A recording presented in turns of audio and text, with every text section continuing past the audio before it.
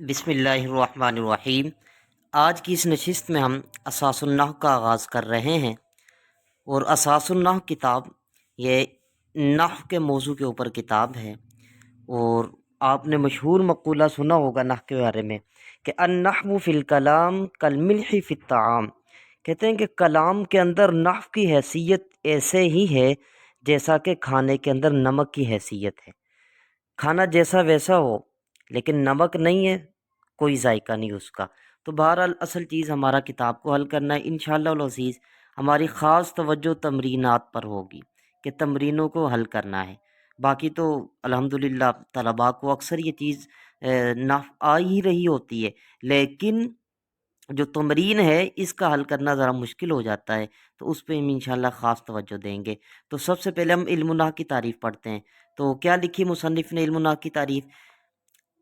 علم نحو ایسے اصول و ضوابط کا علم ہے جن کے ذریعے عربی کلمات کے آخری حرف کا اعراب اور ان کو آپس میں ملانے کا طریقہ معلوم ہو۔ اب یعنی علم النحو اس کے اندر ہوگا کیا کہ ایسے اصول و ضوابط بیان ہوں گے کہ جن کے ذریعے ہمیں آخری حرف کا اعراب معلوم ہوگا۔ مثال کے طور پر آپ کے سامنے جملہ آتا ہے ان زیدن قائمن، تو اب آپ کو پتہ ہونا چاہیے کہ ان زیدن ہے یا زیدن ہے یا زیدن ہے۔ اگر زیدن پڑھ رہے ہیں تو کیوں پڑھ رہے ہیں، یعنی آخری جو بھی کلمہ ہوگا اس کا اعراب ہمیں آنا چاہیے، تو یہ ہمیں پتہ چلے گا علم نحو سے۔ جیسے ان زیدن، بھائی ان زیدن کیوں پڑھا ہے، زیدن کیوں نہیں پڑھا یا زیدن کیوں نہیں پڑھا؟ تو آپ جواب دیں گے کہ ان حروف مشبہ بالفعل ہے، اس کی وجہ سے اس نے اپنے اسم کو یعنی زید کو کیا دیا ہے، نصب دیا ہے۔ تو لہٰذا بہرحال ابھی تو پہلا سبق ہے، تو یہ چیزیں ساری خود بخود آگے چلتی جائیں گی۔ تو ہمیں کیا پتہ چلا علم النحو سے کہ آخری جو حرف ہے یا آخری کلمہ ہے اس کا جو آخر ہے بالکل اینڈ ہے، اس پر کون سا اعراب ہے اور کیوں آ رہا ہے، یہ ہمیں علم النحو سے پتہ چلے گا۔ اور آگے بات بہت دلچسپ فرمائی کہ اور ان کو آپس میں ملانے کا طریقہ معلوم ہو۔ ہمیں علم النحو سے اور دوسری چیز کیا معلوم ہوگی؟ مثال کے طور پر آپ کے سامنے چار لفظ آتے ہیں زیدن، دارن، داخلہ، فی، تو اب ان کو آپس میں کس طرح ملانا ہے اور کس اصول کے تحت ملانا ہے، یہ بھی ہمیں علم النحو بتلائے گا۔ تو اب یہ چار جو لفظ ہیں زیدن، دارن، داخلہ، فی، تو اب کس طرح ہم اس کو کریں گے؟ زیدن داخلہ فی الداری، اب دیکھیں یہ جملہ بن گیا ہے، لیکن ہمیں کس طرح پتہ چلا؟ یہ علم النحو سے پتہ چلا ہے۔ ابھی تو میں نے ڈائریکٹلی بنا دیا ہے، تو آگے جب ہم چلتے رہیں گے تو پھر ہم آپ کو بتائیں گے بھائی یہ جملہ کیوں اس طرح بن رہا ہے اور کیسے بنایا ہم نے، کس اصول اور ضوابط کے تحت ہم نے بنایا ہے۔ تو بہرحال علم النحو کی تعریف سمجھ آ چکی ہوگی۔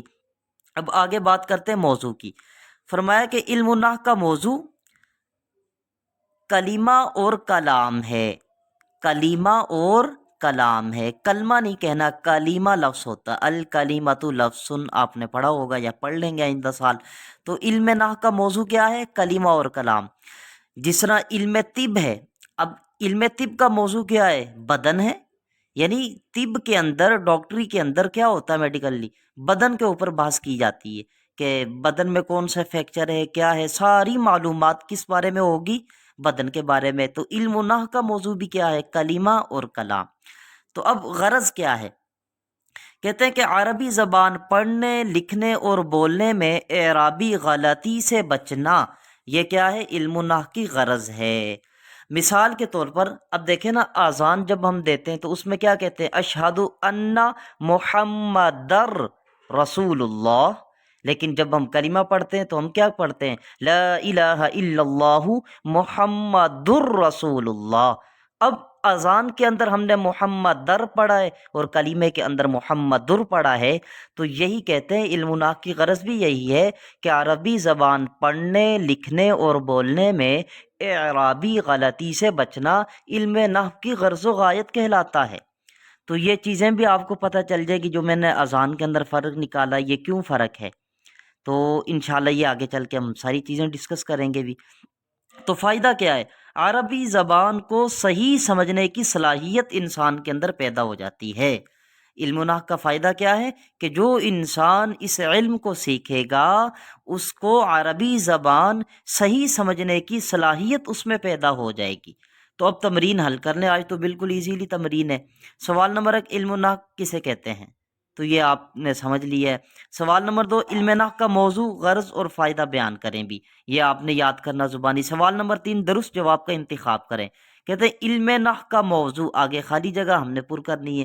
انہوں نے 3 آپشن دیے، صرف کلمہ ہے یا صرف کلام ہے یا پھر کلمہ اور کلام ہے۔ تو درست یہی ہے کہ علم نحو کا موضوع کلمہ اور کلام ہے۔ واللہ اعلم بالصواب۔